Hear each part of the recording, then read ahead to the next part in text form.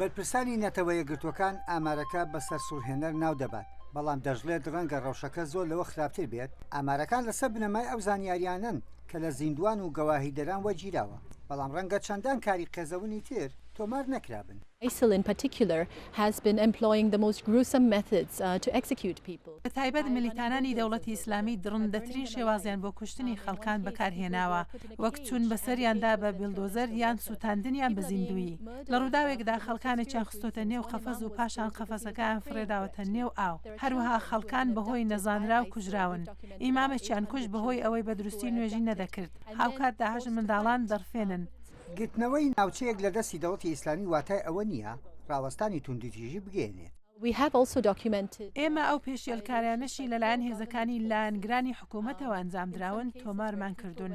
لە هێندە حاڵەتدا ئەو خەڵکانەی لە ناوچەکانی ژێر کۆنتڕۆڵی داعش هەڵدێن لەلایەن هێزەکانی ئاسایشەوە دەستگیر دەکرێن یان دەردەکرێن. ویلایەتە یەکگرتوەکانی ئەمریکا ناتوانێت دەستبەجێ ئاماری کوژرانی نێو راپۆرتەکە پشتڕاست بکاتەوە، بەڵام وتەبێژی وەزارەتی دەرەوە ڕۆژی شێشەمە وتبووی کارە درندەکانی دەوڵەتی ئیسلامی باشدانرا. ئاستی بەدڕەوشی میلیشیاکانی داعش تۆمار کراوە و ئەم راپۆرتە شێوازە قێزەونەکانی داعش دەخاتە ڕوو ئەوانەی کە لە هەڵمەتی تۆقاندندا پیادەیان کردووە. ژاپۆن پلانێکی دیکەی بۆ ڕەوانەکردنی کۆمەک ڕاگەیاند بۆ یارمەتیدانی پەنابەرانی هەڵاتوو لە توندوتیژی لە عێراق و سووریا.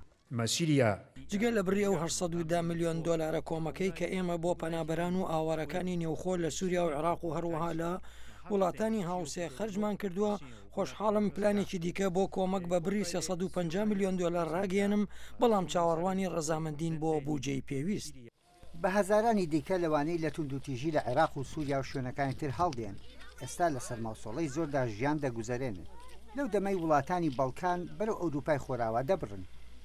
یەحیا بەرزنجی دەنگی ئەمریکا.